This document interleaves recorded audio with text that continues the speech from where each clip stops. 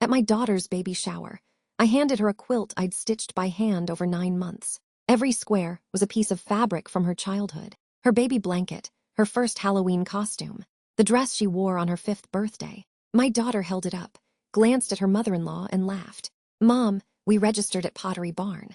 Her husband took it from her hands and dropped it on the gift table like it was a used napkin. "Your mother's a lunch lady, babe.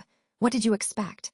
I said nothing. I picked up the quilt, folded it carefully, and walked out. The next morning, I drove to my attorney's office. When his secretary saw the documents I brought, she put down her coffee and whispered, "Mr. Harmon, you need to come out here now." "Hey, quick question before we go on. Have you ever given someone a gift that came from the heart and watched them treat it like garbage? Drop a comment. I read every single one. And hit subscribe if you want more stories like this. Heads up, some details are fictionalized for storytelling, but the lesson is completely real. Now, back to what happened in that attorney's office. The Ashworth Country Club sat on 40 acres of rolling hills in Westchester County, New York. White tents dotted the lawn.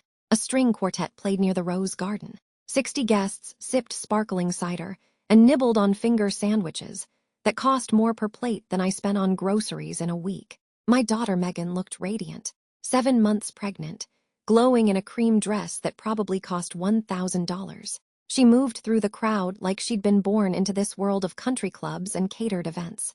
She hadn't. She'd been born in a 2-bedroom apartment in Queens, and the first bed she ever slept in was a dresser drawer lined with blankets because I couldn't afford a crib. Bradley Ashworth, her husband, stood beside her with his hand on the small of her back, tall, square jaw, the kind of smile that made you trust him with your savings. He worked at his father's insurance firm, Ashworth and Klein, managing high-value policies for wealthy clients across the tri-state area.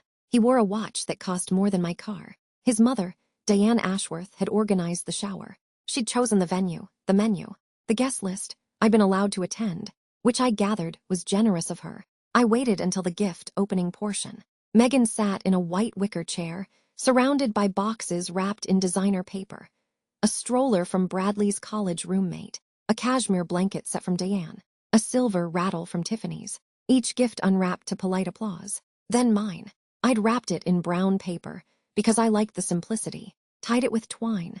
Megan picked it up and I saw that flicker cross her face, the same one she got whenever I showed up somewhere her new family could see me. A quick scan of the room. Who's watching? She untied the twine and unfolded the quilt. I'd spent 9 months on it. Every night after my shift at Brookhaven Senior Center, where I cooked 3 meals a day for 80 residents, I sat at my kitchen table and sewed. Each square was labeled in tiny embroidered letters. Megan's first blanket, 1994. Halloween butterfly, 1998. Birthday dress, 30 squares. 30 memories stitched together for her baby. Megan held it up. The room went quiet. Diane leaned in first. "Oh my." She touched the fabric between 2 fingers like she was checking for disease. "Is this homemade?" Megan's cheeks turned pink. "Mom, we registered at Pottery Barn." I started to explain. Started to tell her about the 9 months of sewing, about the squares, about what each piece of fabric meant. But Bradley spoke first. "Your mother's a lunch lady, babe." He said it with a grin like it was a joke everyone was in on. What did you expect? A gift card to Bergdorf's? Laughter, not cruel laughter, exactly. The polite kind. The kind that lets you know you don't belong here. Megan set the quilt on the gift table on top of the discarded wrapping paper. She didn't fold it. She didn't look at me. She turned to the next gift, a designer diaper bag, and the room moved on. I sat there for another 10 minutes.